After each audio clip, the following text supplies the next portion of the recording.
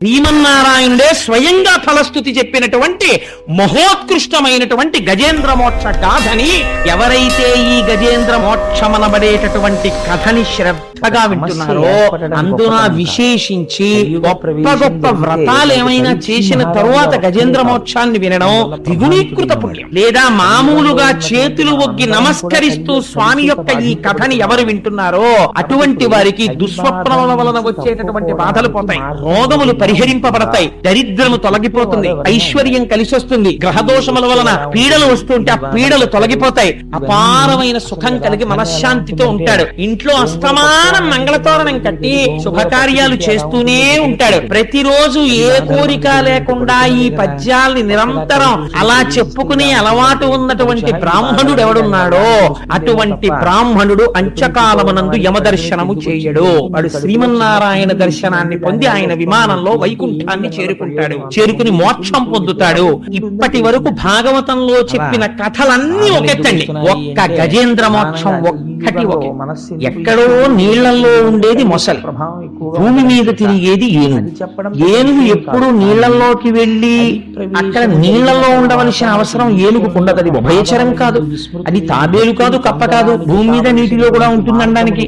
అది ఎక్కువ భూమి మీదే తిరుగుతుంది. ఏనుగు బలం అంతా దేని మీద అంటే భూమి మీదే. నీటిలో ఏనుగు బలహీనత ఎందుకో తెలుసా అండి, దాని శరీరమే దానికి బలహీనత. కాలు జారింది అనుకోండి, ఏనుగు మళ్ళీ కాలుని తుంచుకోవడం చాలా కష్టం అవుతుంది బరువు మీద.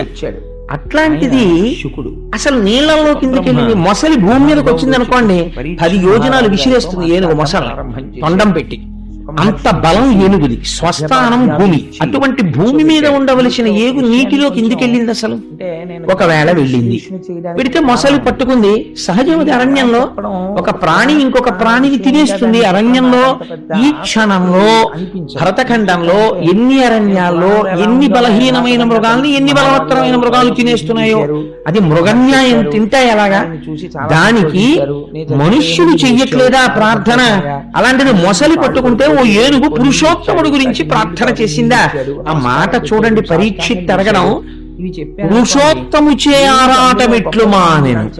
ఒక పక్క మొసలి కొరికేస్తుంటే పొందుతున్నటువంటి బాధకి ఇది ప్రార్థన చేస్తే పురుషోత్తముడు వచ్చాడా శ్రీ మహావిష్ణువు. ఆరాటమిట్లు మానెను ఘోరాటవిలోని భద్రకుంజరమునకు. ఎక్కడో ఘోరమైనటువంటి అరణ్యంలో ఉన్నటువంటి బ్రహ్మాండమైన ఏనుక్కి ఎలా తీరిందయా ఆరాటం? ఇది ఎలా జరిగింది? అలా మీరు 2 వాక్యాల్లో చెప్తే నా మనసు తృప్తి పడదు. వీడువారిపోయినటువంటి భూమి మీద వర్షం ఒక 5 నిమిషాలు పడి వెళ్ళిపోతే బాగుంటుందా? 2 గంటలు కురియాలి. అలా నేను సేద తీరేటట్టుగా నా మనస్సు పులకించిపోయేటట్టుగా నాకు అసలు ఆ గజేంద్ర మోక్షం చెప్పండి అంటే అప్పుడు శుకబ్రహ్మ నవ్వి, చాలా గొప్ప ప్రశ్న వేశావోయ్ పరీక్షిత్, నీకు చాలా ఆర్తి ఉన్నది, చెప్తాను వినండి. ఒకనకొకప్పుడు క్షీరసాగరము ఉన్నది. ఆ క్షీరసాగరం అంటే పాలసముద్రం. పాలసముద్రంలో త్రికూటాచలం అనేటటువంటి పేరు కలిగినటువంటి ఒక పెద్ద పర్వతం. ఆ పర్వతానికి 3 శిఖరము. ఒక శిఖరము బంగారముతో చేయబడింది, ఒక శిఖరము వెండితో చేయబడింది, ఒక శిఖరము ఇనుముతో చేయబడింది. ఈ 3 లోహములతో చేయబడినటువంటి శిఖరములు కలిగినటువంటి ఈ త్రికూటాచలమునందు ఎన్ని రకాల వృక్షాలో పెరుగుతుండేవి, ఎన్ని రకాల తీగలో పెరుగుతుండేవి, ఎన్ని రకాల పళ్ళో పండుతుండేవి, ఎన్ని పుష్పములో పరిమళిస్తూ ఉండేవి, ఎన్నో సరోవరములు ఉండేవి. ఆ సరోవరములలో అరవిరిసినటువంటి పద్మముల నుంచి బయటపడినటువంటి కింజిల్కములు ఆ పుప్పొడి ఆ కేసరముల నుంచి రాలి నీటిలో కలిసేది. కలిస్తే మనం వెంకటేశ్వర స్వామి వారికి సుప్రభాతంలో చెప్తామే, ఏలా లవంగ ఘనసార సుగంధి తీర్థం దివ్యం వియచ్చరితి హేమ ఘటేషు పూర్ణం ధృత్వాద్యవైదిక శిఖామనయ ప్రహృష్ణాః తిష్టంతి వెంకటపతే తవ సుప్రభాతం అంటాం. ఏలాలవంగ ఘనసార సుగంధి తీర్థం. స్వామి నువ్వు తాగుతావని అర్చక శిఖామణులు స్నానం చేసి ఊపిరి తగలకుండా బట్ట కట్టుకుని శపించాడు. యానుకుల యొక్క గుండ కలిపినటువంటి నీటిని మంచి తీర్థం తయారు చేసి అక్కడ పెట్టారు. దివ్యం వియచ్చరితి హేమ ఘటేషు పూర్ణం బంగారు పాత్రతో అక్కడ పెట్టారు. ఈశ్వర నిద్రలేచి ఆ పానీయమును సేవించు అంటారు. అలా అక్కడ ఉన్నటువంటి సరోవరాల్లో నీరు తాగుదామని ఎవరైనా వెళితే ఆ ఒడ్డున ఉన్నటువంటి చెట్లు ఇలా నీళ్ల మీదకి వంగి అనేకమైనటువంటి ఫలములు పండి ఉండేవిట. ఆ చెట్ల యొక్క పళ్ళన్నీ కోసేవాళ్లు లేక పక్షులు వాలి కుడితే వాటిల్లో ఉన్నటువంటి రసాలన్నీ నీళ్లలో కలిసేవి. అరవిరిసినటువంటి పద్మాలు మా కాపవరంలో ఉంటాయి. ఆ మా కాపవరం అంటుంటాను నేను. సూర్యనారాయణ గారి కాపవరంలో ఆ శివాలయం పక్కన ఉన్న సరోవరంలో ఇంతంత ఎర్ర కలువలు పెంచారు వాళ్ళు. ఒక్కొక్క కలువ ఆ అమ్మవారి పాదాల మీద పెడితే 2 పాదాలని కమ్మేస్తుంది. ఒకవేళ కోనేట్లో ఉంటే రేపు లక్ష్మీ పూజకి తెప్పించండి అమ్మా కొన్ని కలువలు. అందుకని ఆవిడ పద్మముల చేత పూజింపబడే తల్లి కదా. ఆ ఎర్రటి పద్మములు ఎలా ఉంటాయో అలా ఆ పద్మములలో ఉండేటటువంటి పుప్పుడి నీటిలో పడి యాలుక నీరు ఎలా ఉంటుందో అటువంటి నీరు. ఇంకంతకన్నా నేను ఉపమానం చెప్పలేను, ఎందుకంటే పుప్పుడి కలిపిన నీరు ఎవరు తాగారు గనక. అందుకని అంత సుగంధభరితములైనటువంటి జలములతో ఉండేవి. ఒక జాతి జంతువులు కావు, ఎన్నో రకాలైనటువంటి జంతువులు అక్కడ ఉండేవి. అయితే ఆశ్చర్యకరమైన విషయం ఏమిటంటే, సాధారణంగా అరణ్యం గురించి చెప్తే అరణ్యంలో అందం చెప్పాలంటే నెమలిని చెప్తారు, నడక చెప్పాలంటే హంసని చెప్తారు, పరాక్రమం చెప్పాలంటే సింహాన్ని చెప్తారు. ఇక్కడేమి చెప్పారంటే ఏనుగులు చెప్పారు. ఈ కథలో అన్నారు పోతన గారు, కలగవు కొండలకైనను మలగవు సింగములకైన మక్కును కరిమిన్ గలగవు పిడుగులకైనను ఇలబల సంపన్న వృత్తి ఏనుగు గున్నలు. ఏనుగు గున్నలు అంటే గొన్న ఏనుగులు, మంచి వయస్సులో ఉన్నాయి. అవి పెద్ద పెద్ద మందల కింద వెళ్ళిపోతుండేవి. అవి గుహల్లోంచి బయటికి వచ్చి మందలు వెళ్ళిపోతుంటే చీకట్లు వచ్చాయా అన్నట్టుగా ఉండేవి అలాంటి ఏనుగులు. ఆ ఏనుగుల గుంపు ఎలా వెళ్ళేవంటే అవి తలగవు కొండలకైన, ఒకవేళ ఎక్కడైనా పర్వతాలు అడ్డొస్తే పర్వతాన్ని దాటి మేము వెళ్ళడం ఏమిటి, మాకు అవమానం అని అన్ని కలిపి పర్వతాన్ని తమ కుంభస్థలంతో బద్దలు కొట్టి దాటేవి తప్ప కొండెక్కి దిగేవి ఒకటికి అవమానమని. అలగవు కొండలకైనను మలగవు సింగములకైన మార్పును కడిమిన్. ఇదో విచిత్రం. అసలు కల్లోకి సింహం వస్తే ఏనుగు చచ్చిపోతుంది. అలాంటి ఏనుగులు ఎక్కడైనా సింహం గర్జిస్తే ఏనుగులు తరిమేవిటాయి. ఏమిటా గర్జన మేము ఉండగా అని అలా ఘీంకరించేవి. మలగవు పిడుగులకైన, ఆకాశంలోంచి పెద్ద ధ్వనితో పిడుగులు పడితే వీటికి కోపం వచ్చి ఆకాశం వైపుకి శిరస్సులు ఎత్తి తొండాలు ఎత్తి ఘీంకరించేవిట. ఏమిటా చప్పుడో అని. అందుకని పోతన గారు వాటి దేహ పరాక్రమాన్ని వర్ణిస్తారు. తలగవు కొండలకైనను మలగవు సింగములకైన మక్కును కడిమిన్ గలగవు పిడుగులకైనను ఇలబల సంపన్న వృత్తి ఏనుగు గున్నలు. ఏమిటి తల్లరికి కారణం? ఇలబల సంపన్న వృత్తి, భూమి మీద వాటికి ఉన్న బలం అటువంటిది. ఈశ్వరుడు యొక్క సంకల్పం. ఇక్కడే చాలా గమ్మత్తైనటువంటి విషయం ఒకటి. పోతన గారి గజేంద్ర మోక్షం వింటే దాని అనుభవం వేరు. నేను అందుకే ఎందుకంటే ఇందులో కొన్ని పద్యాలు రామచంద్రమూర్తి పోతన గారు కూడా రాయి. ఆ పద్యాలు వచ్చినప్పుడు మీకు అక్కడ ఉన్నటువంటి విశేషాన్ని వివరణ చేస్తాను. ఎవరిని అడగను. ఎంత చిత్రమైనటువంటి విషయం జరిగేదంటే, ఆ ఏనుగులు నడిచొస్తుంటే పులుల మొత్తంబులు పొదరిండ్లలో దూరు ఇంకొక రకంగా నేల బొరియలలో దాగు. అసలు ఇలాంటి సన్నివేశం ప్రపంచంలో ఎక్కడైనా ఉంటుందండి? హరిదంతములకేగు హరిణ చెయ్యం, ఇంత తప్పు మహిష సంఘంబులు మడుగులలో సొచ్చు గండశైలంబుల కపుల ప్రారు మాటలు పరీక్షిత్ మాట్లాడ. తర్వాత నీలకంఠంబులు నింగికెగయు వాల్మీకముల సొచ్చు వనభుజంగంబులు ఎరచి చామరీ మృగంబులు వీచువాల చామరముల విహరణ శ్రమవాయ భయత పరిహేల విహరించు భద్రకరుల గాలి సోకిన మాత్రాన జాలినుంది. పోతన గారికి చెల్లి ఆయన అన్నారు, పులుల మొత్తంబులు పొదరిండ్లలో దూరు. ఒక పులి మిగలుతుట అరణ్యంలో, ఆ ఏనుగులు బయటకు వస్తాయి. అవి అలా ఘీంకరిస్తూ పెడతాయి. పులుల మొత్తం పొదరిళ్లలోకి పారిపోతాయి. ఘోరభల్లూకములు గుహల సొచ్చు, ఘోరమైన భల్లూకాలన్నీ గుహల్లోకి పారిపోతాయి. స్మరించడం కాదు, పూదారములు నేల బొరియలలో దాగు. అడవి పందులు భూమిలో గోతులు తీసుకుని వెంటనే గోతులోకి దూరిపోతాయి. హరిదంతములకే హరిణ చెయ్యము. దిక్కులు ఎక్కడ వరకు ఉన్నాయో అంత చివరి వరకు పరిగెత్తుకుంటూ పారిపోతాయి జింకలు లేండును. హరిదంతములకే హరిణ చెయ్యము. మహిష సంగంబులు మడుగులలో సొచ్చు. నిజంగా మరి పోతన గారు ఎలా అనుభవించాడో మహానుభావుడు పల్లెటూళ్ళలో ఉన్నాడు కాబట్టి దున్నపోతు నీటిలో స్నానం చేస్తే ఓ పట్టాన పైకి రాదు గేదికని ఆవసలు వెళ్ళనే వెళ్ళదనుకోండి అందులో పడుకుని ఏదో సబ్మెరైన్ పైకి తేలినట్టు మొహం కూడా పెట్టేసి వీపోటే కనపడుతుంటుంది, అలా మునిగి ఉంటుంది. అందుకని దానికి భయం వేస్తే మహిష సంగంబులు మడుగులలో సొచ్చు ఏనుగు నీళ్లలో అందుకని దున్నపోతు నీళ్లలో దూరిపోయింది. గండశైలంబుల కపుల ప్రాకు కోతులు అవి పెద్ద పెద్ద రాళ్ళు ఎక్కడుంటే రాళ్ల మీదకి ఎక్కేసి అక్కడ కూర్చుని చూస్తున్నవి వస్తున్న ఏనుగులు. గండశైలంబుల కపుల ప్రాకు నీల వాల్మీకముల సొచ్చు వన భుజంగంబులు పెద్ద పెద్ద పావు భయపడిపోయి గబగబ గబగబా ఎక్కడ కనపడితే అక్కడ పుట్టల్లోకి పారిపోయావు. నీలకంఠంబులు నింగికి ఎగలేదు. నెమలి సాధారణంగా ఎక్కువ పైకి ఎగరదు. దానికి ఎందుచేత అంటే వెనకాల ఉండేటటువంటి ఆ పుచ్చము చాలా పెద్దది ఉంటుంది, అందుకని ఏదో మహా ఎగిరితే ఓ చెట్టు మీద వరకు ఎగురుతుంది. నెమలి ఆకాశం మీదకి ఎగిరిపోయింది. అంటే భయంతో ఉన్నవాడు 80 ఏళ్ల ముసలాయనే గేది పొడిచింది అనుకోండి దింపేస్తాడు. ఎక్కడి నుంచి వచ్చింది బలం అంటే భయంలోంచి వచ్చింది. అందుకని నీలకంఠంబులు నింగికి గయ్యం, నెమళ్ళు ఆకాశంలోకి ఎగిరిపోయాడు. నీలకంఠంబులు నింగికి గయ్యం.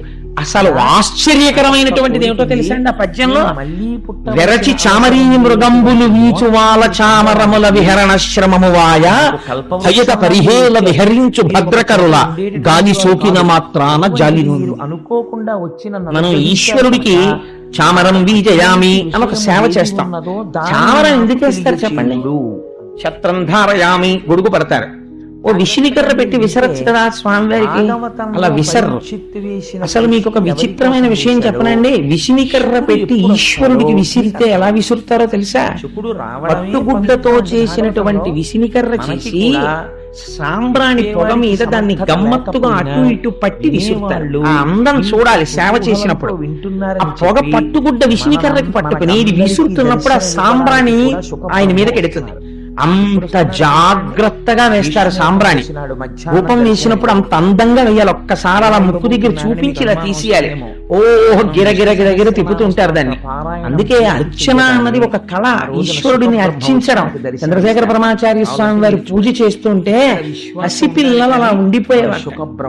పరమాచార్య స్వామి అసుర సంధ్య వేళలో ఒకసారి పీఠార్చన చేస్తున్నారు. జనం కనుచూపు మేర కూర్చుని ఉన్నారు. ఇక్కడ ఆయన పీఠార్చన చేస్తుంటే ఎక్కడో అదేదో పెద్ద హోటల్ ఉంది, అక్కడ ఆ హోటల్ వరకు ఉన్నంత జనంలో ఒక తల్లి పక్కన కూర్చున్నటువంటి ఒక పిల్ల, అమ్మా అమ్మా శారదాదేవికి కట్టిన పట్టు చీర ఎంత బాగుందోనే, అమ్మా నాకు ఆ పట్టు చీర ఇప్పించవే, నాకు ఆ పట్టు చీర ఇప్పించవే అంటోంది. నోరు ముయ్యి అంటూ పూజ అయ్యే వరకు కూర్చోబెట్టుకుంది ఆవిడ. పూజ అయిపోయింది, వరుసగా వచ్చి తీర్థం తీసుకుని వెళ్ళిపోతున్నారు. ఇంత నోరు నొక్కి ఈ పిల్లని తీసుకుని వస్తోంది. తీర దగ్గరికి వెళ్ళాక చీర కావాలంటుందేమో అని. చంద్రశేఖర పరమాచార్య స్వామి వారు ఆయన పూజ, ఆయన నిష్ఠ, ఆయన సన్యాసం అంటే ఎటువంటివో తెలుసా అండి? ఆ పిల్ల అక్కడ దాకా రాగానే ఆ పిల్ల నోరు విప్పలేదు, తల్లి నోరు విప్పలేదు.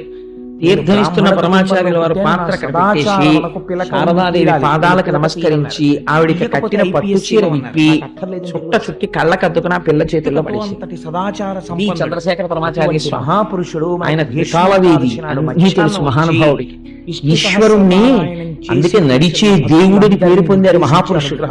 సరే, అందుచేత చామరం వేస్తాం మనం ఈశ్వరుడికి. చామరం ఎందుకు వేస్తాం చెప్పండి? చాలా మంది తెలియదు. చామరం బ్రహ్మ వస్తున్నారా అలా పట్టుకోకూడదు చామరాన్ని ఎప్పుడు కూడా. చామరం ఒకళ్ళు వేసి ఒకళ్ళకి ఇవ్వవలసి వస్తే దాన్ని పిడి పట్టుకుని హ్యాండిల్ పక్క వాళ్ళకి ఇవ్వాలి తప్ప చామరం తాలూకా వెంట్రుకల్ని పట్టుకోకూడదు.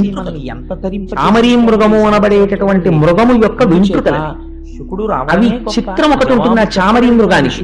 దాని వెంట్రుకలతో చామరం చేసి ఈశ్వరుడికి ఇలా వేస్తే ఈ మాటలు ఎంత అలసిపోయిన వాడైనా సరే ఆయన అలసట అంతా ఒక్క చామరీ మృగం వెంట్రుకలతో విసిరితే.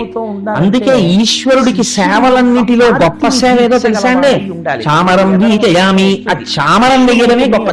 ఇంద్రుడు అంత అందంగా వెయ్యాలి ఆ చామరం వేసినప్పుడు. అందుకే అది ఇలా తగిలితే చాలు గాలి కొన్ని కోట్ల జన్మల పుణ్యం. ప్రతి ఇంట్లో చామరం ఉండాలి అసలు. సరే, అందుచేత ఇక్కడ ఏనుగులకి చామరం ఎలా వేశారో తెలుసా అండి?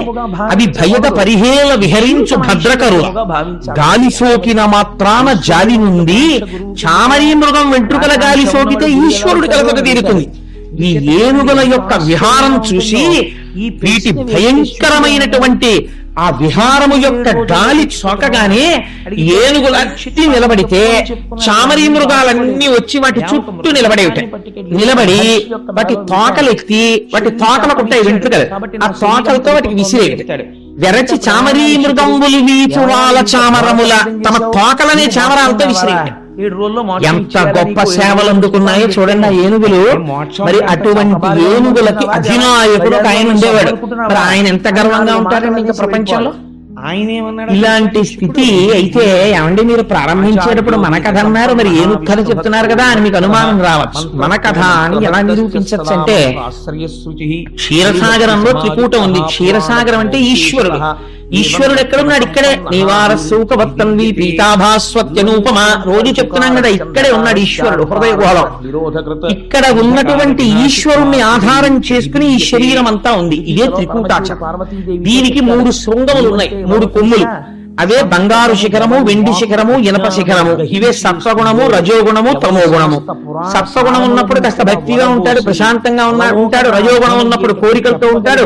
తమోగుణం ఉన్నప్పుడు నిద్రపోతూ ఉంటాడు. కాబట్టి ఈ 3 గుణాలు, లేదా జాగ్రత్త, స్వప్న, సుషుప్తి 3 అవస్థలు. ఈ 3 అవస్థలతోటి తిరుగుతుంటాడు. ఎప్పుడు ఈ 3 శిఖరాల మీద తిరుగుతుంటాడు.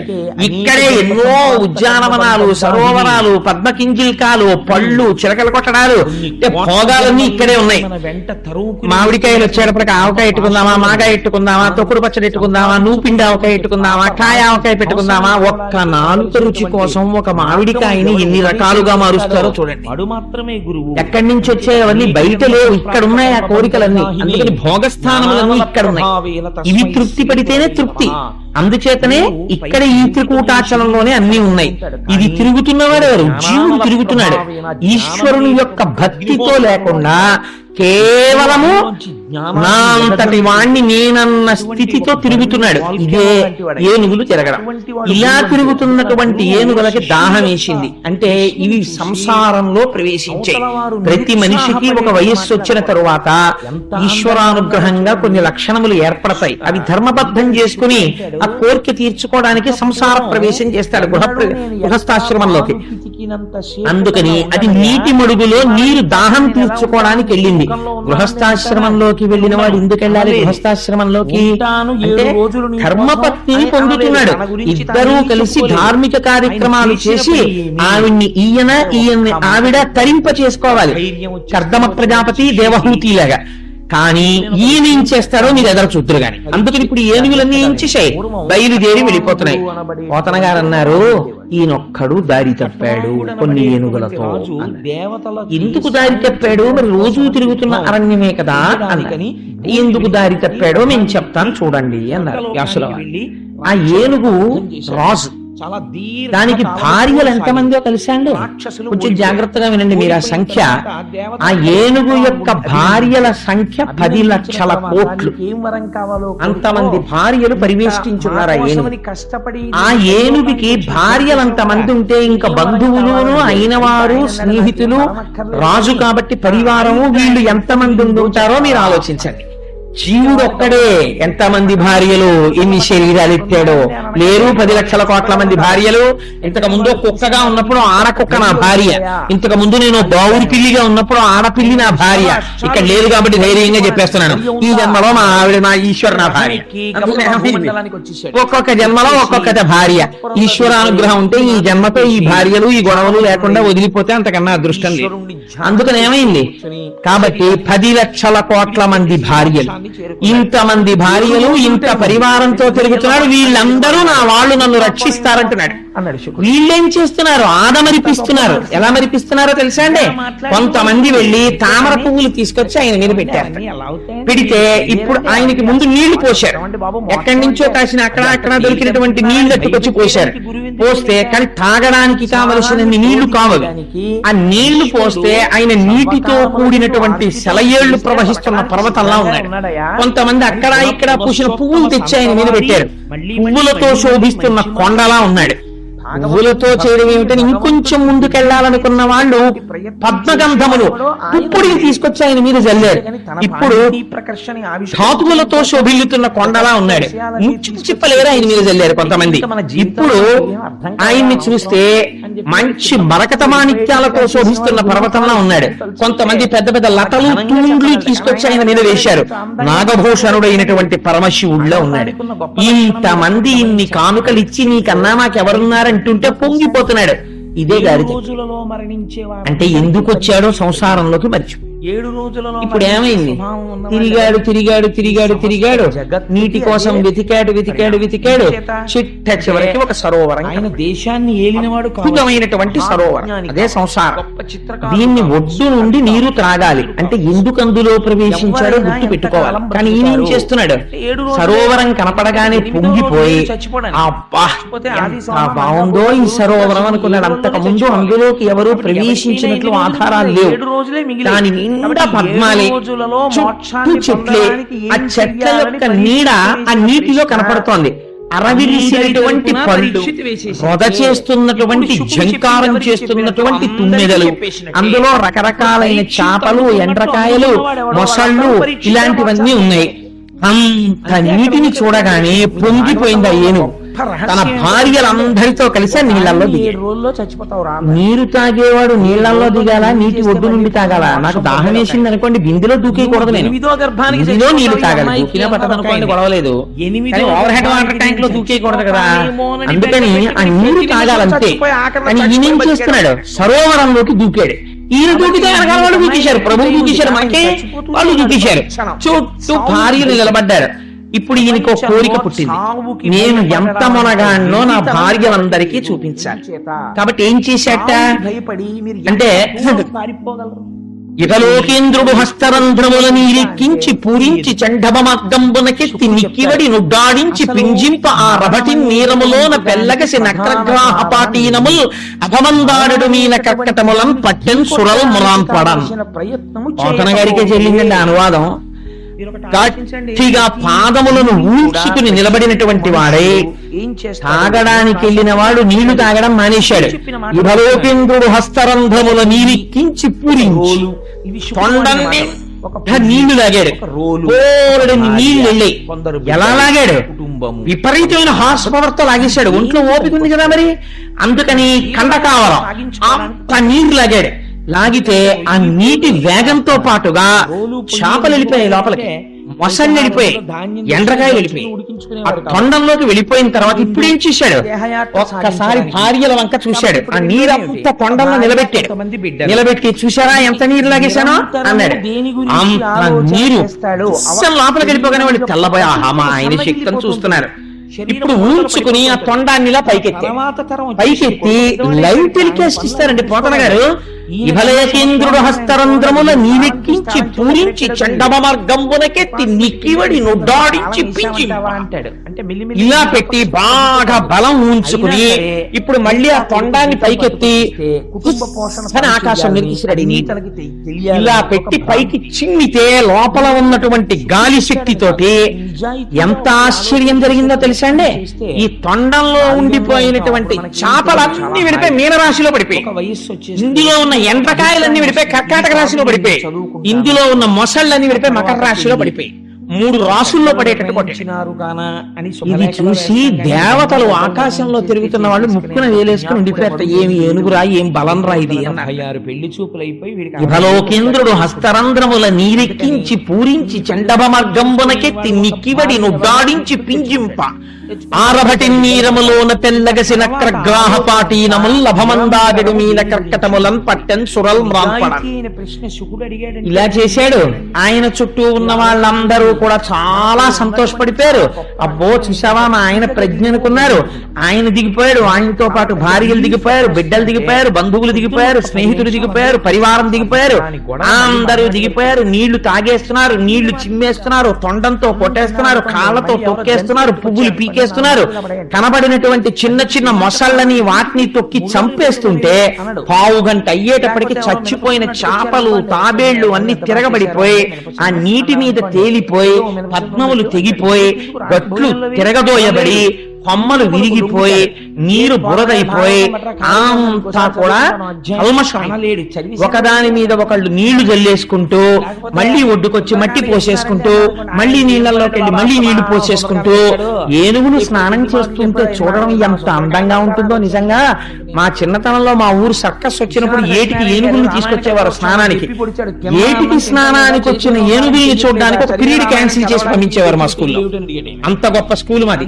అంటే నేను ఆ మాట ఎందుకంటున్నానో తెలుసా అండి, అలా అనుభవింప చేశారు ప్రకృతిని. చూడండి రా, వెళ్ళి చూసి అనుభవించండి, మీకు తెలుస్తుంది దాని గొప్పతనం అని.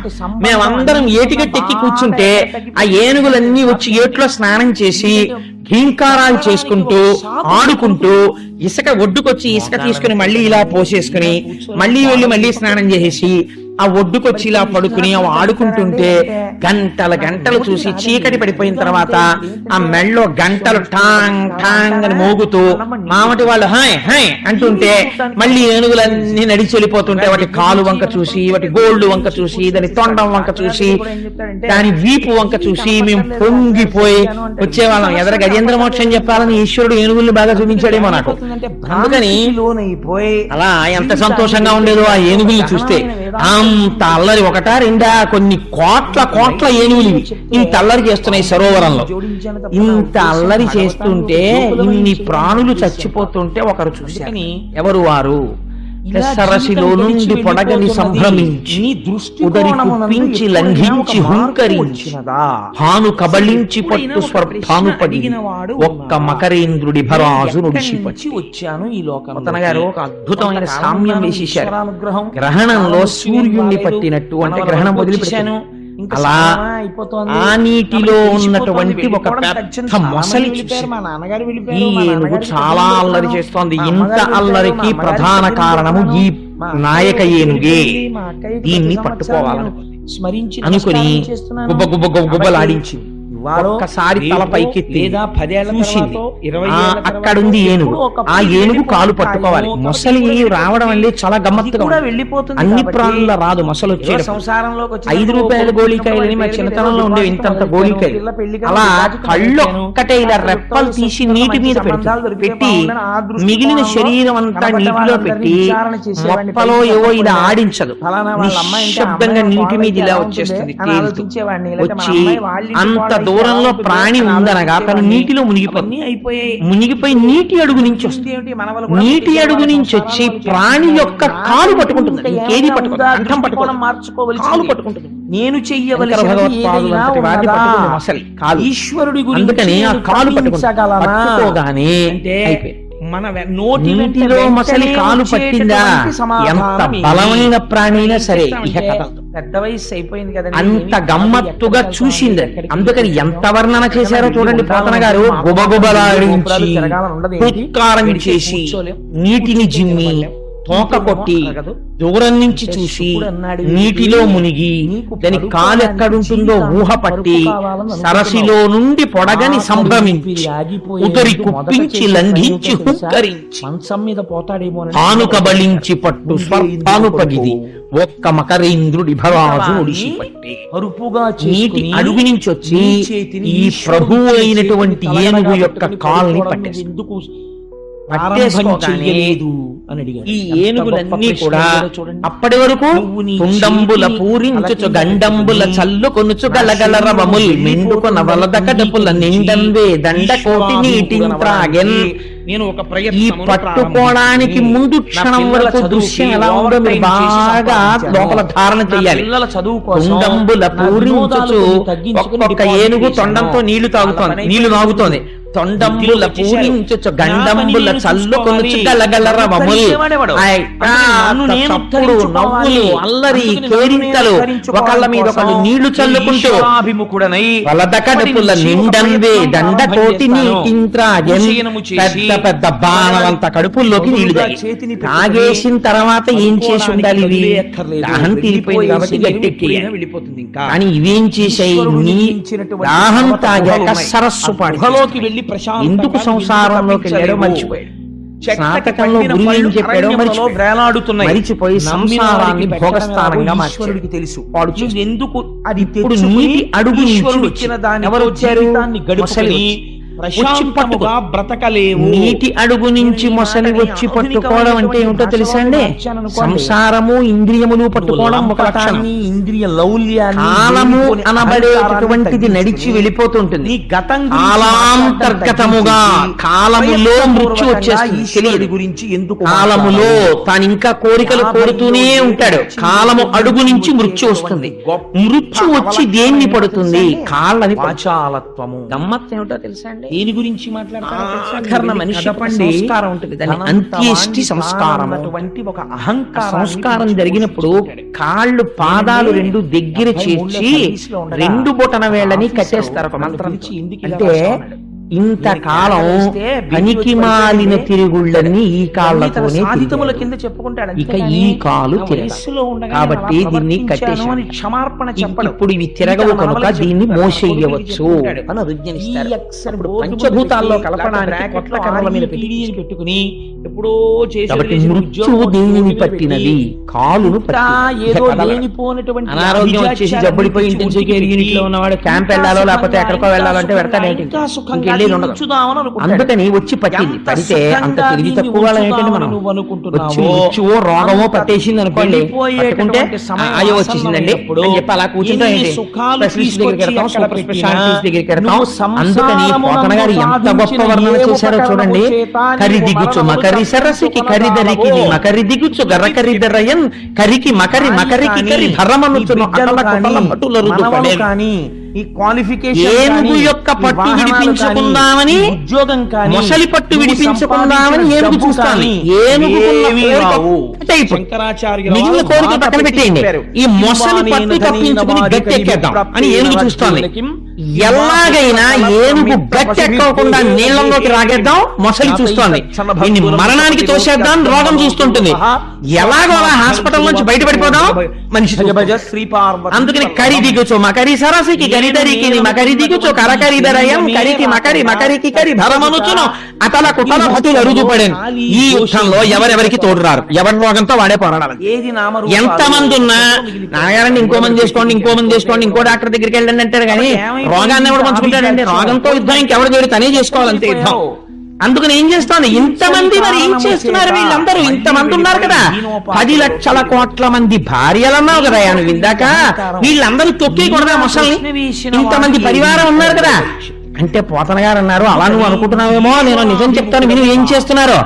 మకరి తోడకోరు మతంగ విభుని ఒక్కరినించిపోవ కాళ్ళు రాక కోరి చూచుచుండే కుంజరీయూథంబు మగలు తగులు కారే మగువలకును. ఈ పద్యం ఒక్కటి రోజు స్మరణ చేసుకుంటే చాలండి వైరాగ్యం వస్తుంది. ఎంత గొప్ప పద్యం చూడండి పోతన గారిది. మకరి తోడ పోరు మాతంగ విభుని. ఆయన మాతంగ విభుడు, గొప్ప ఏనుగు. ఈయన నీళ్లలో ముందు యుద్ధం మొదలు పెట్టినప్పుడు ఒడ్డున చాలా మంది ఉన్నారు. కానీ వీళ్ళు ఏం చేశారంటే వచ్చేస్తారు మన రాజుగారు అని చెప్పి చూస్తున్నారు. రాజుగారు లాగండి లాగండి అన్నారు కొంతసేపు. వీడు పాపం అలా ఎన్నాళ్ళు యుద్ధం చేశాడో తెలుసా అండి? అలయక సొలయక వేసట నొందక కరి మకరి తోడ నుద్దందత రాత్రులు సంఖ్యలు దినములు సలిపెం పోరువే యొక్క సంవత్సరములు. ఆ ఏనుగు అలా ఆ మొసలితో ఎన్నాళ్ళు యుద్ధం చేసింది? 1000 ఏళ్ళు యుద్ధం చేసి. మీరు చూడండి, ఈశ్వరుడికి నామాలు చెప్పవలసి వస్తే విష్ణు సహస్రనామం, శివ సహస్రనామం, లలిత సహస్రనామం. ఏ దేవతకి ఈ పేర్ల కన్నా అందరికీ దగ్గరికి వచ్చేప్పటికి అయిపోతాయి పేర్లు. ఎందుకు అలా అందరికి సహస్రమే ఉంటాయి? ఏమిటి అసలు? కాబట్టి సంస్కృతంలో సహస్రం అంటే ఏమిటో తెలుసా అండి? ఒరే ఈ పూలు ఇంకా గుచ్చలేము. సహస్రము అంటే అనంతము. అన్ని ఆయన పేర్లు. కొన్ని పేర్లు చెప్పామంటే అని చెప్పడం సహస్రం అని చెప్పడం. అందుకే ఏదైనా సహస్రమే చెప్తారు. శత సహస్రాలు, దశ సహస్రాలు, ఏకాదశ సహస్రాలు ఇంకొండ సహస్రం చెప్పి ఊరుకుంటారు. కాబట్టి ఏనుగు ఎన్నాళ్ళు యుద్ధం చేసింది? 1000 ఏళ్ళు యుద్ధం చేసింది. అంటే అనంతంగా చేస్తోంది.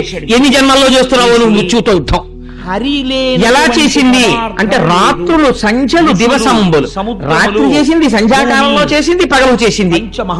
ఉన్నవాడు హాస్పిటల్లో చెయ్యొద్దండి యుద్ధం, అదే పని ఇంకేముంది, వాళ్ళు వీళ్ళు ఎవరో గెలవాలి, గెలిచే వరకు అలా జరుగుతూనే ఉంటుంది యుద్ధం. అందుకని రాత్రులు దివసంబులు సంధ్యలు మకరితోడ హరి సలిపెం పోరు 1000 సంవత్సరములు, 1000 యుద్ధం చేస్తే లాగండి అప్పుడు చేయండి మీకేం పర్వాలేదు అన్నారు చాలా మంది ఒడ్డు నుంచి.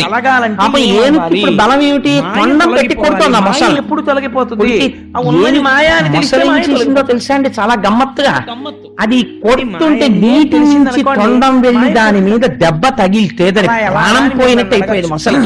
ఒక్కొక్క డాక్టర్ రాసిన డోసేస్ కి రోగానికి కళ్ళు అలా జరుగుతాయి. కానీ అదేం చేసేదంటే మళ్ళీ ఊపిరి పీల్చుకుని మళ్ళీ రోగన్ రెసిస్టెన్స్ బిల్డప్ చేసుకుని ఎలా కొట్టాలి వీడిని అని అది ఆలోచించి వీడి తొండం దెబ్బ తగలకూడదంటే వీడిని మనం ఒకలా చెయ్యాలి ఏనుగుని అని కాలు వదిలిపెట్టినట్టు వదిలిపెట్టి అమ్మయ్యా వదిలేసింది అనుకున్నాడు.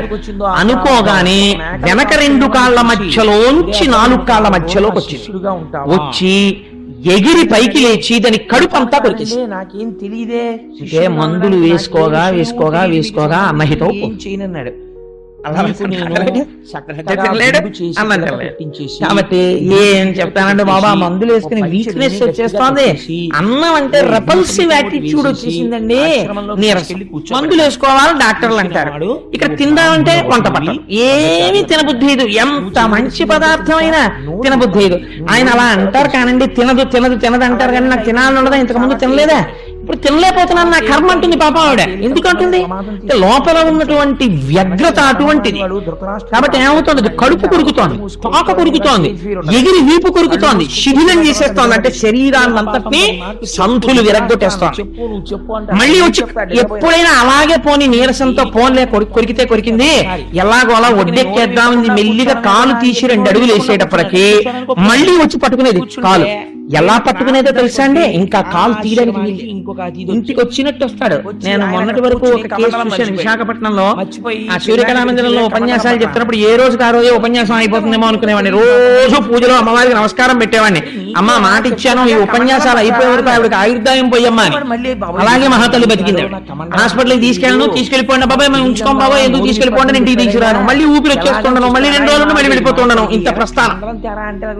మహాతల్లి ఊపిరి వదిలేసింది అనుకోండి, కట్టకడక ఆవిడ ఉపన్యాసాలు ఏ పనులు లేనప్పుడు వదిలి అదృష్టం వెళ్ళిపోక తప్పదు. కానీ అప్పుడు కూడా ఒకరికి అపకారం చేయకుండా వెళ్ళడం అందుచేత ఆశ్చర్యకరమైనటువంటి సంఘటన ఏం జరిగిందంటే, ఏనుగు ఇలా యుద్ధం చేస్తున్నప్పుడు ఒక చిత్రమైనటువంటి విషయం జరిగింది. ఈశ్వరానుగ్రహములు పెట్టి మొక్కుతోంది ఏనుగు, దొరకకుండా తప్పుకుంటోంది మొసలి.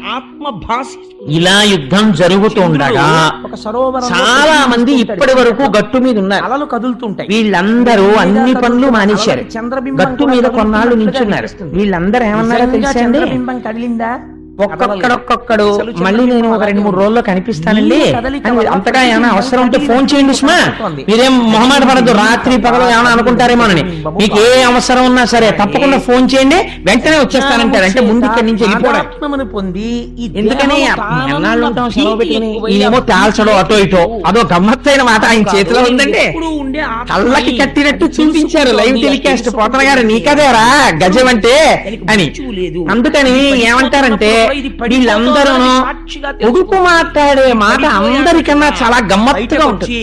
అమ్మ నాకు ఈ మధ్యనే కదా అమ్మ ప్రమోషన్ వచ్చింది, ప్రొబేషన్ లో ఉన్నాను, నీకు తెలుసు కదా అసలు సెలవు పెట్టకూడదు, మా బాస్ కి ఏదో చెప్పి వచ్చేసానమ్మా, వారం రోజులు అని చెప్పాను, 15 రోజులు అయిపోయింది, 20 రోజులు అయిపోయింది, 4 నెలలు అయిపోయింది, ఇంకా నాకు లీవ్ గ్రాంట్ అవుతుంది, ప్రమోషన్ కూడా నిలబడగలిగితే మా గారు పాపం పెద్దవారు అయిపోయారు, మహానుభావుడు పెంచి పెద్ద చేశారు, ఇంక ఇంతకన్నా ఏం చెయ్యాలైనా సరే, ఒకవేళ అంతకా ఏదైనా అయితే నాకు ఫోన్ చేయమా వెంటనే వచ్చి, అంతకా ఏమైనా అయితే ఏంటి ఏది మార్గమో మరి అంత అందమైన పడికట్టు మాటలు కొన్ని ఉంటాయి. అంటే వాడు వెగటుగా చెప్పలేక అంత గుంభనంగా మాట్లాడతాడు. మాట్లాడి అందరూ వెళ్ళిపోయారు. ఇంతకు ముందు ఇంతమంది ఉన్నారా ఏనుగు వెనకాల, ఇప్పుడు ఎవరున్నారో తెలుసా, ఒక్క భార్యలో ఉన్నారు. ఎక్కడున్నారు వాళ్ళు నీళ్ళలో దిగలేదు, విశ్వము హరి వాళ్ళు లోపలున్న రోగంతో వాళ్ళు యుద్ధం చేయలేరు. ఆవిడ ఏం చేస్తుంది, బత్తారసం ఇస్తుంది, దాని మీద ఇస్తుంది అంతే. ఈయన హాస్పిటల్లో ఉంటే మహాతల్లికి నేల మీద పడుకోకూడదు అన్నా సరే ఆ కొంగు వేసుకుని నేల మీద పడుకుంటుంది. పోతన గారు ఎంత నిర్దాక్షిణ్యంగా మాట్లాడారో చూడండి. మకరితోడ పోరు మతంగ విభుని ఒక్కడిని దించిపోవ కాళ్ళు రాక కోరి చూచుచుండే కుంజరీయూథంబు మగలు తగులు కారే మగువలకును. హాస్పిటల్లో ఈయనకి ఒంటి నిండా గొట్టాలు పెట్టి దవాళ్ళు లోపలికెడిపోయి కళ్ళు తేలేసేసి ఏదో తనలో తాను సంధి ప్రణాపన పేలుకుంటూ అలా పడుంటే ఆ భార్య మాత్రం రక్షించలేక అలాగని తన సొంత అన్నగారు అమ్మాయి పెళ్లి అవుతున్నా సరే వెళ్ళలేక క్యారేజీ తిని ఆ హాస్పిటల్లోనే పడుకుంటోంది. ఎందుకని అంటే బ్రహ్మముడి వేశారు కాబట్టి కాబట్టి ఉండవలసిందే. మకరితోడ పోరు మాతంగ విముని కరిడిని వించిపోవ కాళ్ళు రాక కోరి చూచుచుండే కుంజరీయుధంబు మగలు తగులు కారే మగువల. అందుకని ఆడ ఏనుగులు మాత్రం చూస్తున్నాయి, మిగిలిన వాళ్ళ సంగతి నేను చెప్పక్కర్లేదు, వాళ్ళు వెళ్ళిపోయినట్టే లెక్క. ఇదంతా ఈశ్వరుడి యొక్క ఇలా యుద్ధం చేస్తున్నాడు ఆయన పాపం ఇంత కష్టపడి. అయితే పోతన గారి యొక్క అనువాదంలో చాలా గొప్పతనం ఒకటి ఉంది. ఆయన అన్నారు, మొసలి ఏనుగుని ఎలా పట్టుకుని ఉండిపోయిందంటే ఇంకా క్రమక్రమంగా ఏనుగు మొసలితో యుద్ధం చెయ్యడం ఆగిపోయింది, కానీ అది పడిపోవట్లేదు. ఇప్పుడు ఈ ఏనుగు ఒంట్లో ఉన్న నెత్తురంతా కారిపోయే వరకు పళ్ళతో కటకట ఏనుగు యొక్క కాలు తినేస్తోంది. ఎలా పట్టుకుందో తెలుసా అండి? మొసలి పట్టుకి ఒక గమ్మత్తుంది, దాన్ని ఎవ్వరూ నీటిలో తేలి ఉంటుంది. నీటిలో తేలి ఉన్న దాన్ని మీరు దేన్నైనా సరే ఇలా లాగేయచ్చు. ఒక్క మొసలి మాత్రం నీటిలో ఇలా తేలి అవతల ప్రాణిని ఇలా పట్టి అది తన దగ్గర నుంచి వెళ్లకుండా నీటి మీద ఉండి పట్టుకుంటుంది. ఆ శక్తి ఒక్క మొసలికే ఉంది. అది ఎలా పట్టుకుందంటే పాదద్వందము నేలమోపి పవనున్ బంధించి పంచేంద్రియోన్మాదంబున్ పరిమార్చి బుద్ధిలతకున్ మారాకు హత్తించి ఏమిటో తెలుసా, నిష్కేద బ్రహ్మ పదావలంబన ఈశ్వరు సేవించు మర్యాదం నక్రము విక్రమించకరి పాదక్రాంత నిర్వక్రమై. ఎటువంటి పద్యమని నిజంగా పోతన గారికి ఆ సమయంలో ఒక్కసారి ఎవరికైనా తప్పదు కదా అని ఈశ్వరుడు జ్ఞాపకానికి వచ్చి ఉంటాడు. ఎటువంటి ఉపమానం వేశారో చూడండి. పాదద్వందము నేలమోపి, ఆ మొసలి ఎలా పట్టుకుందంటే కాళ్ళు నేల మీద పెట్టిందిట. పాదద్వందము నేలమోపి పవనున్ బంధించి, రక్తం తాగుతోంది అందుకని గాలి పీల్చట్లేదు. పవనున్ బంధించి పంచేంద్రియోన్మాదంబున్ పరిమార్చి. ఇలాంటి పని ఎవరు చేస్తారు? యోగి కూడా చేస్తారు. అంటే కాళ్ళు పట్టుకుని నెత్తురు తాగి కాదు, భూమి మీద కూర్చుని కుంభకం చేసి ఊపిరి నిలబెట్టి ఇంద్రియాల యొక్క అలజడిని అరికట్టి బుద్ధిలతకు మరాకు హత్తించి ఇప్పటి వరకు లోకమును చూసిన వాడు ఈశ్వరుడు యొక్క పాదములను ధ్యానములో దర్శనము చేస్తూ గట్టిగా పాదాలు పట్టుకుని ఉండిపోయినట్టుగా నిష్కేద బ్రహ్మ పదావలంబన క్రియన్ వర్తించు యోగీశు మర్యాదం నక్రము విక్రమించ పరికా పాదక్రాంత నిర్వక్రమై. యోగి పరమేశ్వరుడి పాదాలు ఎలా పట్టుకుంటాడో అలా కదలకుండా మొసలి ఏనుగు యొక్క పాదాన్ని పట్టుకుంది. ఎక్కడి ఉపమానం తీసుకొచ్చి ఎక్కడి ఏనుగు చేశారో తీసుకుని ఇది పోతన గారి రచనా వైశిష్ట్యం. ఇందులోంచి అలా పట్టుకున్నటువంటి ఏనుగు యొక్క మొసలి యొక్క పట్టు తప్పుకోలేక అప్పుడు ఏనుగు అనుకుంటుంది, ఋషుశక్తిన్ గజమాజల గ్రహముతో పెక్కిండ్లు పోరాడి సంసిధిలంబై తన బలము వైరిలావుం చింతించి నిజామనోరథం బింకేటికి దీని గల్వసరి పోలంజార వాదంచు ఇట్లని పూర్వపుణ్య ఫల దివ్య జ్ఞాన సంపత్తితో. అయ్యయ్యో, భూమి మీద ఉంటే నాకు బలం, నిష్కారణంగా నీళ్లలోకి ప్రవేశించి ఎలా ఇస్తావు? ఇప్పుడు ఈ నీళ్లలో ప్రవేశించిన తర్వాత నావారని నేను ఎవరిని అనుకున్నానో వాళ్ళందరూ వెళ్ళిపోయారు. నేను నావారని నమ్మిన సంసారానికి కారణమైన వాళ్ళు ఒడ్డున నిలబడిపోయారు. ఒక్కతనే సరోవరంలో నిలబడిపోయాను. ఇప్పుడు నన్ను రక్షించే వాళ్ళు ఎవరు అని ఆ ఏనుగంటుంది. నేను ఇతపూర్వం నానాయూధ సమూహములకు వనంబులో బహు సన్మానంబును పొంది దశలక్ష కోటి కరణీనాథుండనయ్యుండి మద్దానాంభ పరిపుష్ట చందన లతాంత ఛాయలందుండలేక. అలా ఉంటుంది. నిరాశ ఇటేల వచ్చిది భయం మెట్లో కదే ఈశ్వర. 10 లక్షల కోట్ల మంది భార్యలకి అధినాథున్నా, ఒక అరణ్యంలో ఉన్నటువంటి కొన్ని కోట్ల ఏనుగులకి నేను నాయకున్నా. నేను ఎన్ని దానాలు చేశానో తెలుసా? నేను నాది కాదని చెప్పి చతుర్థీ విభక్తి వేసి దానాలు చేసినప్పుడు పోసినటువంటి నీళ్లకి నమః అని విడిచిపెట్టేసిన నీళ్లకి దానం చేసినప్పుడు ఆ నీటి చేత పెరిగినటువంటి చందనపు వృక్షాల తోట ఒకటి ఏర్పడింది. అంటే ఎన్ని దానాలు చేశాడో చూడండి. ఆ చందనపు వృక్షాలకి తీగలు అల్లుకున్నాయి, పుష్పాల తీగలు. ఆ చందనపు చెట్ల కిందకి వెళ్లి నిలబడితే చాలా ఎంత చల్లగా ఉంటుంది. అటువంటి పుణ్యాలు చేసిన వాణ్ణి హాయిగా ఆ చందన వృక్షలతాంతఛాయలందుండలేక నిరాశ ఇటేల వచ్చి. అనవసరంగా నేను ఎందుకు వచ్చాను? నింద లేకుండా బొంగిపోదు. 1,000,000 మంది వైద్యులు కూడి వచ్చిన కాని మరణమయ్యడి వ్యాధి మాన్పాలి. ఇప్పుడు వీడేదో ఏదో ఒక నింద వస్తుంది, ఒక కారణం వస్తున్నప్పుడు అనుకుంటాడు, అయ్యో నేను అసలు ఎందుకు వెళ్ళాను అని బాధపడతాడు. అందుకని లతాంతఛాయలందుండలేక నిరాశ ఇటేల వచ్చితి. ఇవాళ నేను దారి మర్చిపోవడం ఏమిటి? రోజు వెళ్లే సరోవరానికి వెళ్ళకపోవడం ఏమిటి? ఈ సరోవరానికి రావడం ఏమిటి? ఇక్కడికొచ్చి నేను నిలబడితే ఏనుగొచ్చి నన్ను పట్టుకోవడం ఏమిటి? ఈ ఏనుగు పట్టుకుంటే ఇవాళ నేను మరణావస్థని పొందడం ఏమిటి? నన్ను రక్షించే వాళ్ళు ఎవ్వరూ లేరా ప్రపంచంలో అని ఒక ఆలోచన వచ్చింది. ఈ ఆలోచన రాగానే అప్పుడు జ్ఞాపకానికి వచ్చింది. పోతనగారు అన్నారు, ఇలా అందరికీ జ్ఞాపకం వస్తుందని నువ్వు అనుకుంటున్నావేమో పొరపాటు. అలా ఎందుకు వస్తుందో తెలుసా? అలా జ్ఞాపకం ఈశ్వరుడు ఎందుకు గుర్తొస్తాడో తెలుసా? ఇత పూర్వం తాను చేసిన పుణ్యము పూజ వల్ల జ్ఞాపకం వస్తాడు. దృష్టి పెట్టి వింటుంటే గజమాజలగ్రహముతో పెక్కిండ్లు పోరాడి సంశిథిలంబై తనలావు వైరి బలముంచి మిథ్యామనోరథం బింకేటికి దీని గల్వ సరిపోరంజాల రాదంచు. ఇట్లనే పూర్వపుణ్య ఫల దివ్య జ్ఞాన సంపత్తితోన్ పూర్వజన్మలలో చేసుకున్నటువంటి పుణ్యముల వలన ఈనాడు స్మృతిలోకి వచ్చినటువంటి జ్ఞానమునొక దాన్ని ప్రకటన చేయుచున్నది ఏనుగు. ఏమి చేసింది అంటే, దీన్ని సంస్కృతంలో వ్యాస భగవానుడు కొన్ని శ్లోకములను ఇచ్చాడు. ఆ శ్లోకాలకి పెద్దలు ఏం చెప్తారంటే, అన్నిటికన్నా ఇంట్లో అపారమైనటువంటి అశౌచముతో కూడినది ఎప్పుడూ కూడా ఏ వస్తువుని పెట్టకూడదు ఏదో తెలుసా? ఎట్టి పరిస్థితులలో దేని మీద కూర్చుని తాగడం కాని తినడం కాని చెయ్యకూడదు. కనీసం దాని మీద పడుకుని మాత్ర కూడా వీలైతే వేసుకోకూడదు. ఆ వస్తువునకే మంచమని పేరు. మంచం అనేటటువంటి దాని మీద ఏ పూజనీయమైన వస్తువుని పెట్టకూడదు. ఎవ్వరూ కూడా మంచం మీద కూర్చుని తినడం కాని తాగడం కాని చెయ్యకూడదు. మంచం అనేటటువంటిది అంత అంటే అన్ని వస్తువుల ఎందు నారాయణుడు ఉన్నాడు, కానీ మంచం అనేటటువంటి దానికి అంత రజోగుణ తమోగుణ పాప సంబంధం జరుగుతున్నా.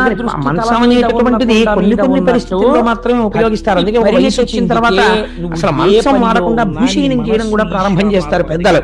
సరే, నేను ఈ విషయం ఎందుకు ప్రస్తావన చేశాను అంటే, ఇటువంటి స్థితిలో అసలు మంచం మీద పడుకుని ఏవి పడితే అవి చదవడానికి కొన్ని ఉంటాయి. వాటిని మీరు మంచం మీద పడుకుని చదవకూడదు, ఉండదు, వెళ్ళిపోతుంది. ప్రాతరుత్థాయ పఠేత్. ఉత్థాయ అంటే లేచిన తర్వాత చదవాలి. మనం చదివే కృష్ణాష్టకం కూడా మంచం మీద పడుకుని చదవకూడదు. కానీ వ్యాస భగవానుడు ఈ జాతికి ఒక గొప్ప భిక్ష పెట్టాడు. ఏమిటో తెలుసా అండి? సంస్కృతంలో ఆయన కొన్ని శ్లోకాలు ఇచ్చారు. ఈ శ్లోకాలకున్న గొప్పతనం ఏంటంటే, నిద్ర తెలివి రాగానే ఒక్కసారి ఆ సరోవరం, ఆ ఏనుగు, ఆ మొసలి, ఆ ఆర ఏనుగులు జ్ఞాపకానికి తెచ్చుకుని ఈ శ్లోకాలు నిద్ర లేవగానే ఎవరు ఒక్కసారి మనస్సులో చెప్పుకుని లేస్తారో అటువంటి వాళ్ళకి ఒక అభయం ఇచ్చారు.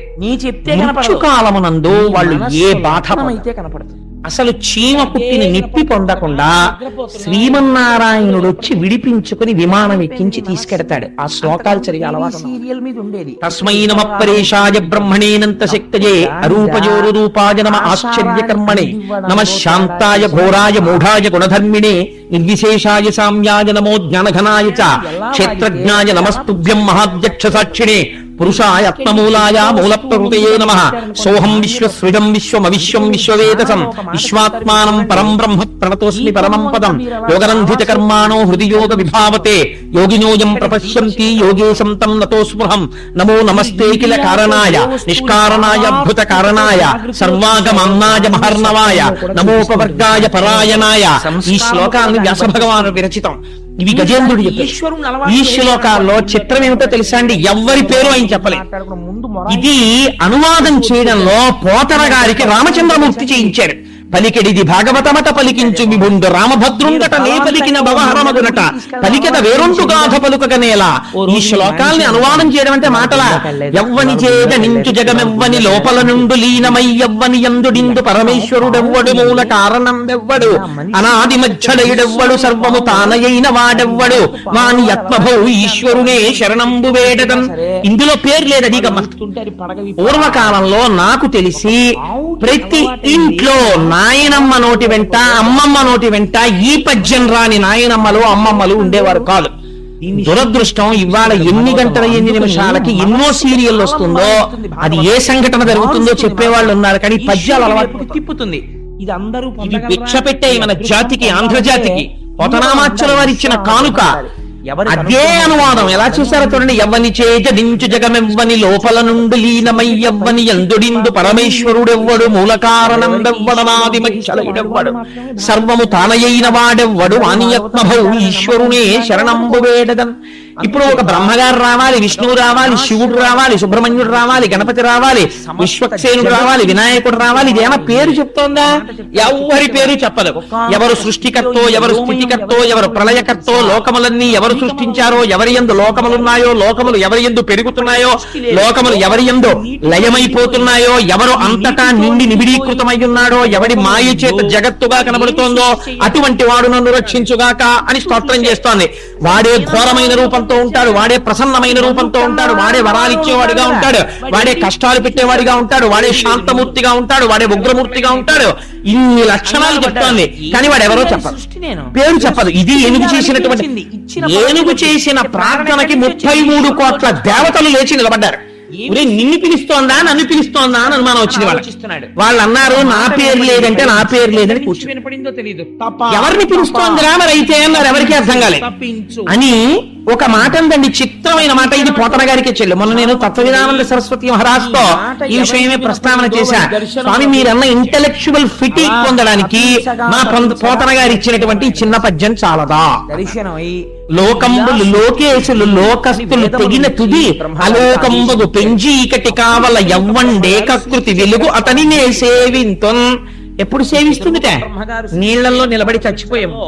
ఎటువంటి మాట అంటోందో చూడండి. లోకంబులు, ఈ లోకాలు, లోకేశులు, దీన్ని పరిపాలిస్తున్నాం అనుకున్నటువంటి రాజులు దేవతలు, లోకస్తులు, ఈ లోకంలో ఉన్నామనుకున్న వాళ్ళు, తెగిన తుది ప్రళయం వచ్చి ఇవన్నీ ఒకటైపోయి నీరైపోయి ముద్దైపోయి గాఢాంధకారం కమ్మేస్తే ఈ గాఢాంధకారానికి అవతల అలోకంబగు పింజీకటి కావల యవ్వండేకాకృతి వెలుగు ఒక్కడే తానొక్కడే పరంజ్యోతి స్వరూపమై వెలిగిపోతున్నాడు. ఇదే మనం దీపం పెడితే చెప్తాను రోజు పూజలో.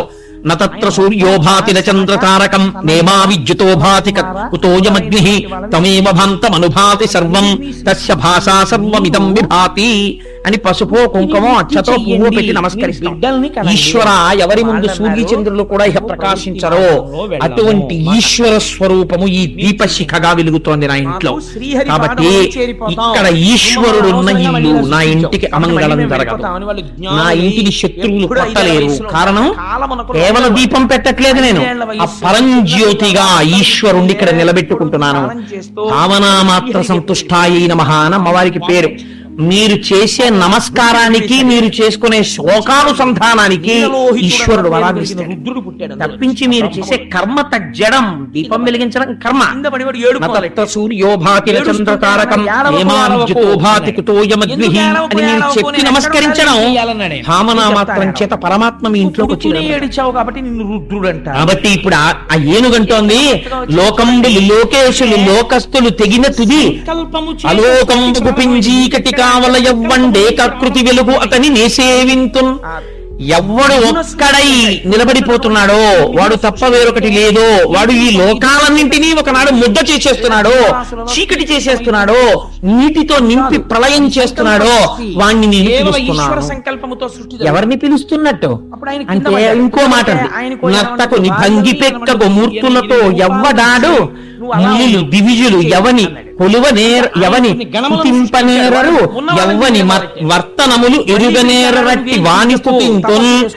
ఎటువంటి మహాపురుషుడైనటువంటి వాడు తానొక్కడే ఉండి నటుడు కారులో దిగుతాడు, వచ్చి కాసేపు ఏం చేస్తాడు, మంచి యవ్వనంలో హీరో కింద ప్యాంటు షర్టు టై కట్టుకుని టక్ చేసుకుని హీరోయిన్ తో పాట పాడతాడు. ఆ హీరోయే మళ్ళీ ఇంకొక అరగంట అయిపోయేటప్పటికి సినిమాలో మీరు ఇలా టైం చూసేటప్పటికి వృద్ధుడైపోయి తెల్లటి జుట్టుతోటి ఉంటాడు. అదే హీరో ఇంకో పావుగంట పోయేటప్పటికి ముష్టాడైపోయి రోడ్డు మీద తిరుగుతుంటాడు. అదే హీరో మీరు ఇంకో అరగంట పోయిన తర్వాత సినిమా అయిపోయే ముందు చూస్తే పిల్లలందరూ ఇంట్లో తరిమేసి ఇంత సంపాదించి వీళ్ళందరికీ ఇది చేస్తే నేను ఇలా అయిపోయానా అని పిచ్చోడైపోయి రోడ్డు మీద తిరుగుతుంటాడు. ఇంకో పావుగంట అయిపోయి మీరు చూసేటప్పటికి ఒక మహాపురుషుడు ఆయన్ని కనిపించి తత్వబోధ చేసి ఆయన కూడా ఒక మహర్షి అయిపోయి కనిపిస్తాడు. ఆయనే మీ అందరికీ ఆశీర్వచనం చేసి ఓం శాంతి శాంతి శుభం అని సినిమా పడిపోయింది. ఎవరు చేశాడు ఇవన్నీ? ఒక యాక్టరే. ఇంత చేసిన యాక్టర్ గర్భదరిద్రుల్లా ఉంటే మీరు ఓహ కళ్ళతోడు తీసి ఇలా తుడిచేసుకుంటుంటారు. ఆయనకి కొన్ని కోట్ల ఆస్తుంది, ఆయనేమో గర్భదరిద్రుల్లో నటిస్తున్నాడు. నటన నిజమా?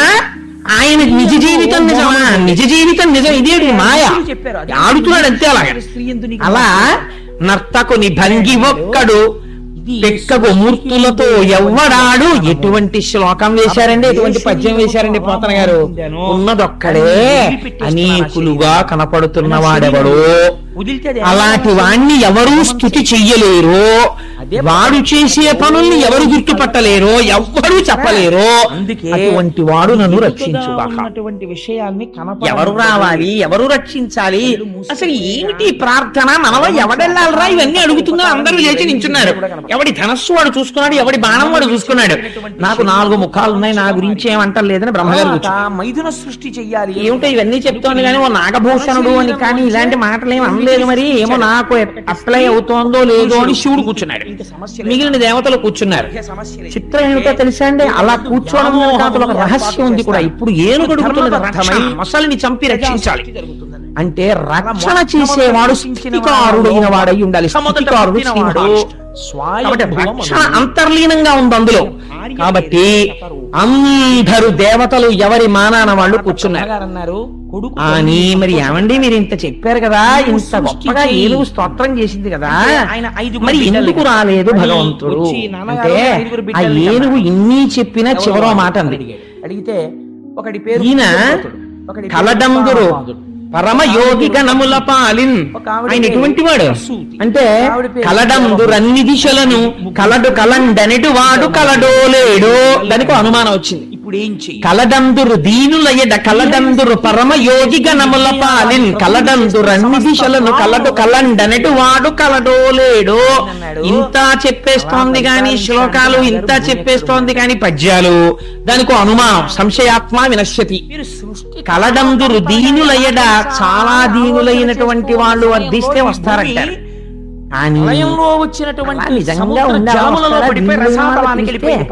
కలడందురు దీనులయడ కలడందురు పరమయోగిగా నమల పాలిన్. చాలా భక్తులైనటువంటి యోగి పురుషులైనటువంటి వాళ్ళు పిలిస్తే వస్తారంటారు. కలడందురు పరమయోగిగా నమల పాలిన్. ఇప్పుడు ఆ భూగోళాన్ని పైకెత్తండి అన్నాడు. అమ్మగారు ఆలోచించాడు, ఇదేంటి ఇలా ఎలా ఎత్తుతానరా, ఇలా ఎలా కుదురుతుంది? పులానింటి నిబిడీకృతం అయిపోయాడంటారు. అక్కడికక్కడ రాగలరు అంటారు. ఇందుకల డందులేటని సందేహము వలదు చక్రి సర్వోపగతుండ్. ఎందెందు గదకి చూచిన అందందే కలటు దానవగ్రని వింటే అని నిన్న ప్రహ్లాదుని చెప్తే అది సర్వాకృతులంకలండనుచు ప్రహ్లాదుండు భాషింప ఎందును లేడు లేడనుచు దైత్యుండు తర్జింప. శ్రీనరసింహకృతి దల్చనచ్యుతుడు నానాజంగమ స్థావరోత్కర గర్భంబుల అన్ని దేశముల నుద్దండ ప్రభావంబునన్. సమస్త స్థావర జంగమాత్మకమైన ప్రపంచం నిండిపోయాడు నరసింహమూర్తిని. నిన్ననే కదా చెప్పుకున్నాం. అలా అంటారు, ఉన్నాడు ఉన్నాడు అంతటా ఉన్నాడంటారు. అంతర్బహిష్ట తత్సర్వం వ్యాప్య నారాయణ స్థితః అంటారు. కానీ అలా వాళ్ళు అంటున్నారు, కానీ అలా అన్నవాడు నిజంగా ఉన్నాడో లేడో, కలడు కలండనెడు వాడు కలడో లేడో.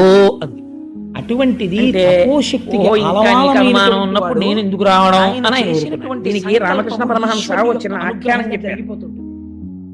ఒకసారి వైకుంఠంలో శ్రీమన్నారాయణుడికి కాళ్ళు ఒత్తుతోంది లక్ష్మీదేవి. ఒక చిన్న గభాలన్న పాన్పు మించి దూకి పరిగెడుతున్నాడు స్వామి. అయ్యో ఎక్కడికి వెళ్ళి అలా వెళ్ళిపోతున్నారు అందావిడ. అంటే నాకు పరమభక్తుడైన వాడు ఒకడు ఉన్నాడు, ఆయన సాకలి బట్టలారేసుకుంటూ ఉంటాడు, ఆయన విరోధులు ఆయన రాళ్లు పెట్టి కొడుతున్నారు, రక్షించడానికి పరిగెడుతున్నాడు, మనస్సులో కేశవ నారాయణ అంటూ పరిగెడుతున్నాడు అని గుమ్మం దాకా వెళ్ళి వెనక్కి వచ్చేసాడు. అదేమండి వచ్చేసారేమండి, వాడు వెనక్కి తిరిగి రాయేశాడు. అంటే తన రక్షణ తాను చూసుకుని ఈశ్వరుడు ఉన్నాడో లేడో అని అనుమానం ఉన్నవాడి అడుగులు వేయడం మొదలెట్టింది. వాడు ఉన్నాడన్న పూనికతో ఉండి శరణాగతి చేసిన వాడి కోసం ఆయన వచ్చాడు. అందుకని కలడు కలండెనడు వాడు కలడో లేడో ఈ అనుమానం ఉంది, అందుకే రాలేదు. కానీ ఈ అనుమానం పైన తింటోంది, కింద మొసలి తింటోంది. ఎవడు మొట్టమొదటి అందుకని ఏమవుతోంది, మృత్యువు కబలించేస్తోంది. వాడు వచ్చాడు, కాలు గొల్ల చేసేసి ఇంకా ఈ ఏనుగు లేరా అని పిల్ల మొసళ్ళు కూడా వచ్చేసి కొరికేస్తాడు. భూమిని ఇప్పుడండి మనకి నివాసం ఇవ్వడానికి అయ్యా స్వామి కలుగడేనా పాలి కలిమి సందేహింప కలిమిలే ములులే కలుగువాడు. ఇది మొదటి అవతారం. తన గారి పద్యాలు ఏమి పద్యాలండి, అమృత గుళికలు ఆ పద్యాలు. ప్రాణం ఏం చేసింది, అడుగులు తీసి అడుగులు వేస్తోంది. ఈ పోతన గారి పద్యాన్ని ఓ తక్కెట్లో పెట్టి నాకున్న ఐశ్వర్యాన్నంతటి ఓ తక్కెట్లో పెడితే నేను ఈ పద్యాన్ని కోరుకుంటూ వెతుకుతూ ఎంత గొప్ప పద్యం అంటే కలుగడేనా పాలి కలిమి సందేహింప కలిమిలే ములులేక కలుగువాడు నా కడ్డబడరాడి నలిన సాధువుల చేబడి సాధువుల కడ్డుబడి వాడు నీలతో నామరా నింపడే మొరగుల మొరలు రంగుచు తన్ను మొరగువాడు ఆది మధ్యంతములు లేక ఎరలువాడు భక్త జనముల దీనుల పలివాడు వినడే చూడడే తలపడే వెగరాడే. వచ్చి ఇన్నాళ్ళు ఏనుగు పూజ చేసినట్టు గజేంద్ర మోక్షంలో ఎక్కడా చెప్పలేకపోతున్నా. ఇది ఇప్పుడు అంటున్నారు ఈ ఏనుగు భగవంతుడికి కండిషన్ పెట్టింది. సర్వధర్మాన్ పరిత్యజ్యామామేకం శరణం వ్రజ అహం త్వా సర్వపాపేభ్యో మోక్షయిష్యామి మా శుచ భగవద్గీత. ఆఖరణని నాకేమీ చేత కాదు ఈశ్వరా అని శరణాగతి చేసేయి. ఇంత కాళహస్తీశ్వర శతకం రాసిన ధూర్జట ఆఖరికన్నాడు రోషీ రోజు కామినీ జనుల తారుణ్యోరు సౌఖ్యంబులన్ బాషీబాజతు పుత్రమిత్రధన సంపద్భాంతి వంశాలతల్ కోశీకోజతు నామ నంబకట నీకున్ ప్రీతిగా సక్రియల్ చేసీ చేయదు నా ఈ మనసు తుళ్ళన చవే శ్రీకాళహస్తీశ్వర అంటాడు. ఇలా సేవ చేసినట్టుంటుంది జారిపోతుంది, పుణ్యం చేసినట్టుంటుంది జారిపోతుంది. ఎప్పుడు భార్య బిడ్డల మీద తిరుగుతుంటుంది, మనస్సుని నేను నిగ్రహించుకోలేను, నువ్వు నిగ్రహించాడు భూమి మీద. అందుకని చెప్పి అండి వాళ్ళు ఎంత అందంగా మాట్లాడతారో తెలుసా. నాకు నిజంగా ధూర్చటి కాళహస్తీశ్వర శతకంలో చాలా ఇష్టమైన పద్యాలు. నువ్వు ఒకటో పద్యం ఏమిటో తెలుసా అండి, ఈశ్వరుణ్ణి ఇలా నిలదీసేవాడు ఎవడుంటాడు, పాలుంబువ్వయు పెట్టదన్ కుడువరా పాపన్న రాయన్నలే లెమ్మన్న అరిటి పండు కొనితే లేకున్నం వల్లనంటే తల్లిదండ్రులప్పుడే తెచ్చి వాత్సల్య లక్ష్మీ లీలావచనంబులం కుడుపరా శ్రీకాళహస్తీశ్వర అంటాడు. ఆయన పెద్ద ఆఫీసర్ గారే రాత్రి 10ంటికి అలిసిపోయి ఇంటికి వచ్చాడు. వచ్చి అమ్మయ్య అని కోటు చొక్కా విప్పి హ్యాండిల్ పెట్టుకుని అమ్మయ్య ఉసే కాస్త అన్నం పెట్టవే తిని పడుకుంటాను, ఏమన్నం పెట్టడమండి పిల్లాడికేమో మొన్నటి వరకు జ్వరం వచ్చి తగ్గింది నీరస పడిపోయాడు, ఇవాళ అన్నం తినరా అంటే వాడు ఒక్క ముద్ద తింటలేదు, బయట చూస్తే వాన యుద్ధం చేయడం ఏమిటి, పనిపిల్ల కూడా వెళ్ళిపోయింది, అరటి పండుతో కలిపి పెడితే తింటానంటున్నాడు, ఒక్క అరటి పండు లేదు ఇవాళ ఇంట్లోను. ఏమండి బాబు బాబు కాస్త కిల్లి కొట్టుకెళ్ళి అరటి పండు తెచ్చేద్దరు అని డ్రైవర్ కూడా వెళ్ళిపోయాడు. కాబట్టి ఏం చేస్తాడు ఈయన, చీకట్లో కొడుకు కనపడలేదు, అయినా కొడుకు కోసం ఏం చేయాలి, వచ్చినట్టెళ్ళి తీసుకురావాలండి. ఎందుకు తల్లి తండ్రి కాబట్టి. అందుకని ఏం చేశాడు, ఓ గొడుగో తువ్వాలో వేసుకుని ఆ కిళ్ళి కొట్టుకు పోయి ఓ అరటిపండు అట్టుకొస్తే అరటిపండు పిసికి అన్నం పెడితే వాడు నాన్నగారండి అని ఇలా చూస్తూ గుటికి గుటికి మింగేసావా నన్ను ధరించేవరా నాయన అనుకుని అప్పుడు స్నానం చేసి వచ్చి ఈయన అన్నం తిన్నాడు. అన్నందుకు వెళ్ళి తెచ్చాడా లేదా అరటిపండు, పాలుంబువ్వయుకుడువరా పాపన్న రాయన్న లే లెమ్మన్న ఎటువంటి పేరు ఎట్టుకున్నారు చూడండి, పాపన్న నాకు అన్ని పాపాలే ఉన్నాయి, అందుకని రే పాలు బువ్వ పెడతాను రా తినరా నువ్వేమో వేదం చెప్పాను, భగవద్గీత చెప్పాను, ఉపనిషత్తులు చెప్పాను అంటే నేను పాపన్నని నాకేమే. నువ్వేం చెయ్యాలి? తల్లివి తండ్రివి, నువ్వు చదువుకోలేదని నువ్వు వెళ్ళిపోతే నువ్వేం కుదరదు. నువ్వేం చేయాలో తెలుసా? పిల్లాడు ఏం చేస్తాడు? అరటి పండ్లు కొనితే లేకున్నం వల్లనంటే, అరటి పండ్లు తెస్తే తప్ప నేను అన్నం తిన్నంటే తండ్రికి తెచ్చాడా లేదా? అలాగే నువ్వేం చేస్తావు? నేను ఎక్కడో చేసిన ఓ పుణ్యం వెతుక్కుని చిన్న పుణ్యం పట్టుకుని నువ్వు ఎంత పుణ్యం చేశావురా అని నీలో కలిపేస్తావు. నీకంటే ఎవరు చెప్తారు? శ్రీశైలేషు భజింతునో యభవు కాంచీనాథు సేవింతునో కాశీ వల్లభు కల్వబోధన మహాకాళేషు పూజింతునో నా శీలం వడువైన మేరువును రక్షింపవే నీ కృపా శ్రీ శృంగార విలాసహాసములచే శ్రీకాళహస్తీశ్వర. ఎంత గడుసుతనం అండి తూర్చిది నిజంగా. అలా ఇక్కడ ఈయనంటున్నాడు, వచ్చేవాడు ఎలా రావాలి? కలుగడే నా పాలి కలిమి సందేహింప కలిమిలే ములులేక కలుగువాడు. వీడు డబ్బున్నవాడా డబ్బు లేనివాడా, వీడు ఇంతకు ముందు నన్ను ఏమైనా పూజ చేశాడా పూజ చేయలేదా, పుణ్యం చేశాడా పుణ్యం చేయలేదా, ఇవన్నీ చూసేవాడు కాడు నా స్వామి. ఆయన దగ్గర నేను ఇప్పుడు బుద్ధొచ్చి శరణాగతి చేస్తే నేను రక్షించే తత్వం ఉన్నవాడు. ఆయనకి డబ్బున్నవాడు డబ్బు లేనివాడు అన్న భేదం లేనివాడు. వృషభ్ విచిత్ర తల్పయో భుజంగ ముక్తికస్రజో గరిశ్చరత్నమష్టయో సుహృద్విపక్షపక్షయో తుణారవింద చక్షుషో ప్రజామహీ మహేంద్రయో సమత్ప్రవర్తయన్ మనక్కదాచదాశివం భజే అంటాడు రావణుడు. అలా ద్వంద్వములు లేనివాడు, ఏకత్వం ఉన్నవాడు, అందుకుని వాడు నన్ను కాపాడని. కలుగడే నా పాలి కలిమి సందేహింప కలిమిలే ములులేక కలుగువాడు నా కడ్డబడరాడి నలిన సాధువుల చేబడి సాధువుల కడ్డుపడి వాడు. చాలా సాధు పురుషులైనటువంటి మహాభక్తులైనటువంటి వాళ్ళు స్తోత్రం చేసినంత మాత్రం చేత పరిగెత్తుకుంటూ వచ్చి రక్షించినటువంటి స్వరూపం ఉన్నటువంటి పరమాత్మను రక్షించాలి. ఎలా రావాలో తెలుసా? లీలతో నాము రాలింపడే మొరగుల మొరలెరుంగుచు తన్ను మొరగువాడు. దీనికోసమని ప్రహ్లాదుడి కోసం వచ్చినట్టు అక్కడి నుంచి రాలేదండి. వచ్చేటప్పుడు నువ్వు ఎప్పుడో ఇన్నాళ్ళు పూజ చేయకుండా చచ్చిపోయే ముందు ఆ నీళ్ళల్లో నిలబడి నన్ను పిలిస్తే నేను వచ్చేస్తానేటయా అని రాకూడదు. నువ్వు తప్ప దిక్కు లేదని నేను చెప్తున్నాను ఇవాళ. అందుకు నువ్వు ఎలా రావాలో తెలుసా? నిన్ను నువ్వు మరిచిపోయి పూర్వం సృష్టిలో ఎన్నడూ జరగని రీతిలో అసలు అలా పరమాత్మ వస్తాడా అన్నట్టుగా నిన్ను నువ్వు మరిచిపోయి రావాలి. నేను చేసిన శరణాగతి ఇది, శరణాగతి యొక్క గొప్పతనం. అన్ని విడిచిపెట్టి ఈశ్వరా నువ్వే దిక్కు అన్నవాడిని వాడు ఎంత చేతకాని వాడై నమ్మి ఈ మాట అన్నాడో అంత చేతనైన వాడై ఆయన రక్షిస్తాడు. ఆయన శక్తి అప్పుడు ప్రకటమవుతుంది ఈశ్వరుడిది. అందుకని లీలతో నామరాలింపడే మొరగుల మొరలెరుంగుతు తన్ను మొరగువాడు ఆది మధ్యాంతములు లేక జరలువాడు. ఆయనకి తుది లేదు, మొదలు లేదు, మధ్య లేదు. ఆది మధ్యాంతములు లేక జరలువాడు, అంతటా ఉన్నవాడు. కానీ నా కోసం వచ్చినప్పుడు ఇలా వచ్చేస్తే నేను ఒప్పుకోను. ఎక్కడి నుంచో తనని తాను మరిచిపోయి రావాలి. ఆది మధ్యాంతములు లేక జరలువాడు భక్త జనముల దీనుల పాలివాడు. వినడే చూడడే తలపడే వెగరాడే తొండనెత్తి అరుస్తోంది.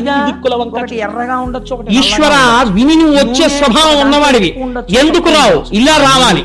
నేను శరణాగతి చేస్తున్నాను, నువ్వు తప్ప నాకిప్పుడు దిక్కు లేదు అని. లావొక్కింతజులేదు ధైర్యము విలోలంబయ్య ప్రాణంబులా ఠావుల్ తప్పెను మూర్ఛవచ్చ తనువున్ దర్శన్ శ్రమంబయ్యడిన్ నీవే తప్పజి తప్పరం వెరుగ మన్నిం పందగుం దీనునిన్ రావే ఈశ్వర కావవే వరద సంరక్షింపు భద్రాత్మక. శరణాగతి చేసి ప్రపంచంలో లావొక్కింతజులేదు, తనకి ఏమి లేవో చెప్తోంది. నాకు బలం లేదు, నోటితో చెప్పడం కాదండి, ఇక్కడి నుంచి చెప్పాలి. అది లావొక్కింతజులేదు, నాకు బలం లేదు. ప్రాణంబులా ఠావు తప్పెను, పంచ ప్రాణములు వాటి వాటి స్థానములలోంచి కింద మొసళ్ళు తినేస్తున్నాయి. మూర్ఛ వచ్చే, ఇంకా నాకు మెల్లిగా భ్రమ కలుగుతోంది, నాకేమి తెలియడం లేదు. మూర్ఛ వచ్చే తనువుండస్సెను. ఇప్పుడు నేను తామర పువ్వుని తీసి మనస్సులో నిన్ను స్మరించి కూడా ఇలా విడిచిపెట్టలేను. ఈ నీటిని ఈశ్వరుడిగా భావించి ఇలా వదల. ఆర్య ఉన్నవాడంత అదృష్టవంతుడు ప్రపంచమునందు లేడు. ఎందుచేతనో తెలుసా? తనువుండస్సెను శ్రమం శ్రమగా ఉంది. ఈ శ్రమ దేనికి పోతుందో తెలియట్లేదు. అవస్థని వర్ణిస్తున్నారండి. నీవే తప్పగి తప్పరం బిరుగా, ఇప్పుడెందనవలసిన నువ్వు తప్ప నాకు వేరొక దిక్కు లేదు. కాబట్టి నీవే తప్పగి తప్పరం బిరుగా మన్నిం పందగుం దీనుని రావే ఈశ్వర. ఈశ్వరార్య అనేది సమవే వరదా, వరములిచ్చేవాడా, అధిరోహించి ఉన్నది. నీ వంటి భార్యని ఇప్పుడు వరం ఇవ్వాలి, ప్రాణం రక్షించాలి. వరద అని సంరక్షింపు భద్రాత్మకానను రక్షించవయ్యా భద్రాత్మకుడా అని పిలిచి స్పష్టమైనటువంటి శరణాగతి చేసింది. ఓ కమలాప్త, ఓ వరద, ఓ ప్రతిపక్ష విపక్ష దూర గుయ్యో, ఓ శరణాగతామరానోక, ఓ మునీశ్వర మనోహర, ఓ సుగుణోత్తమ, రావే కరుణింపవే తలపవే శరణాబ్ధిని నన్ను కావవే అంది. అయ్యా ఓ కమలాప్త, కమలములకన్నింటికి బంధువుడైనటువంటి వాడివి, నీ దర్శనం అయితే ఇలా విచ్చుకుంటూ తీసుకొచ్చి పెట్టాడు కనగారు పొంగిపోతారు మహాభారతంలో. నీరజాకరములు నిష్టయై చేసిన భవ్యతపంబు ఫలమనంగా దినసముఖాకి నందిత చక్రయుగ్మకంబులయనురాగంపు బ్రోవనంగా అని మళ్ళీ ఇప్పుడు ఆ భారతం అవి మళ్ళీ ఎందుకు వచ్చిన కానండి. అందుకని ఓ కమలాప్త, ఆ కిరణములు పడేటప్పటికీ ఇలా కమలములు విచ్చుకునేటట్టు చేయగలిగినటువంటి ఆప్త బంధువా, ఓ కమలాప్త, ఓ వరద, వరములిచ్చేవాడా, ఓ ప్రతిపక్ష విపక్ష దూర, కష్టాల్ని కలిగించేటటువంటి వాళ్ళని దూరం చేయగలిగిన వాడా, కుయ్యో శరణాగతి చేస్తున్నాను, నాకు ఇంకా మాట్లాడే ఓపిక కూడా లేదైపోయింది. కుయ్యో ఓ శరణాగతామరానోక, శరణాగతి చేసిన వాళ్ళని రక్షించే స్వభావం ఉన్నవాడా, ఉత్తరక్షణ ఫలితం ఇచ్చేస్తుంది శరణాగతి.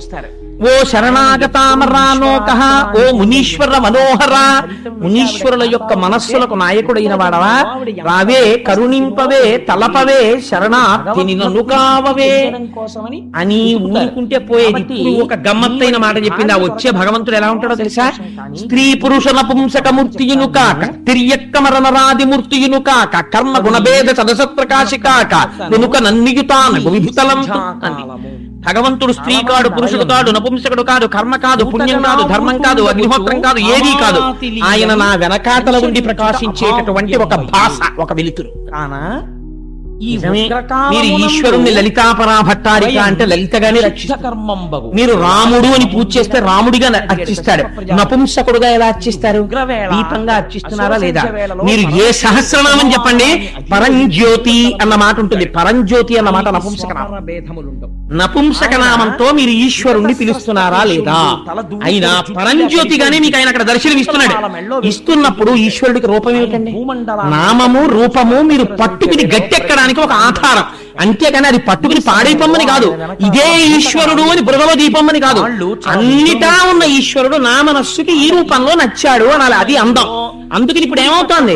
అంతటా ఉన్నటువంటి ఈశ్వరుడు ఆయన స్త్రీ కాడు, పురుషుడు కాడు, నపుంసకుడు కాడు, నా వెనకాల వెలుగుతున్నటువంటి ఒక దివ్యమైన జ్యోతిస్వరూపం. అది ఇక్కడే ఉండి వెలుగుతూ నాలో ప్రకాశమును నింపి నానా చిత్రకటోదర స్థిత మహాదీప ప్రభాభస్వరం జ్ఞానం జశ్చిత చక్షురాధికరణ ద్వారా బహిస్పందతే జానామీతి తమేవ భాంతమనుభాచేతమస్తం తస్మై శ్రీ గురుమూర్తయే నమయిదం శ్రీ దక్షిణామూర్తయే. దక్షిణామూర్తి స్తోత్రంలో లోపల ఉన్నటువంటి దీపం కుండకన్నాల్లోంచి కాంతి కొడుతోంది ఇక్కడ ఉన్నటువంటి జ్యోతి. అటువంటి జ్యోతి స్వరూపుణ్ణి నేను ప్రార్థన చేస్తున్నాను. ఇప్పుడు ఎవరు రావాలి, ఎక్కడి నుంచి రావాలి? పోతన గారికి కూడా ఇక్కడి వరకు అనువాదం చేశాక ఈ తర్వాత సంస్కృత భాగవతంలో వ్యాసుల వారు 2 శ్లోకాలు. ఏమిటా 2 శ్లోకాలు అంటే, శ్రీమన్నారాయణుడు గరుడ వాహనం ఎక్కి వచ్చి ఏనుగును రక్షించాడు అని రాసినటువంటి పోతన గారికి నచ్చలేగా నేను తీరుస్తాను. చేసేదేమిటి? వ్యాసుల వారి భాగవతానికి ఆంధ్రీకరణ. అటువంటి మరి కండిషన్ పెట్టాడు కదా ఇక్కడ. మొరలెరుంగుతు తన్ను మొరగువాడు తన్ని తాను మరిచిపోయి రావాలంటున్నాడు కదా. ఎక్కడి నుంచి రాకూడదంటున్నాడు కదా. ఎక్కడి నుంచి వస్తాడు? వైకుంఠం అంటే ఎలా ఉంటుంది? తెలుసున్నవాడు చెప్పాలి తప్ప తెలియనివాడు ఏమని చెప్తాడు వైకుంఠం గురించి?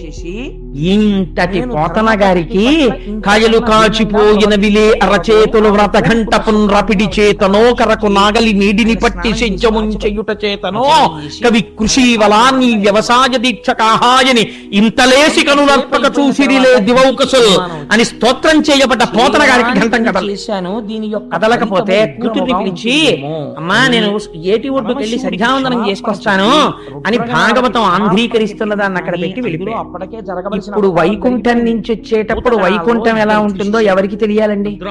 ఇవి వైష్ణవ ఆగమ మంత్ర వ్యాఖ్యానం అంటారు ఆ పద్యాలను. అందుకే తెలుగు గజేంద్ర మోక్షం అంత గొప్పతనం వచ్చింది. 12 మధ్యభ పద్యాలైంది. అంటే ఏనుగు బాధలో ఉంది, అది రక్షణ పొందే వరకు మధ్యభవృత్తంలో పడ్డాయి పద్యాలు. ఈయన పోతన గారు బయటికి వెళ్ళిపోగానే ఇప్పుడు వైకుంఠం గురించి చెప్పవలసిన వాడు శ్రీమన్నారాయణుడు రామచంద్రమూర్తి చెప్పాలి, ఆయన పలికిస్తున్నవాడు. అందుకని ఆ రాముడు పోతన గారి రూపంలో ఇంట్లోకి వచ్చి, చాలా మంది అదేంటి నాన్న అప్పుడే అయిపోయిందా సంధ్యావందనం ఉంది కూతురు, ఋషులను అయిపోయిందమ్మా పద్యం పూర్తి చేయడం స్ఫురణకు వచ్చిందమ్మా వ్రాద్దామని వచ్చానని ఆ పుస్తకం తీసి ఘంటంతో రాసి చిట్ట చివరికి రాసేసి ఘంటం పెట్టి అమ్మా ఇప్పుడే వస్తాను తలుపేసుకోని వెళ్ళిపోయాడు. అసలు పోతన గారు లోపలికి వచ్చారు. ఆవిడ బావు మళ్ళీ ఇలా తలపట్టు కూర్చున్నారు. ఏం నాన్న అలా ఉన్నామంది, అమ్మా పద్యపూర్ణం వెళ్ళటం లేదమ్మా, ఈ సందర్భం ఎలా పెడుతుందో తెలియట్లేదన్నారు. ఏమిటి నాన్న అలా అంటావు, ఇప్పుడు నువ్వే కదా అమ్మా అద్భుతమైన ఆలోచన వచ్చింది, వైకుంఠం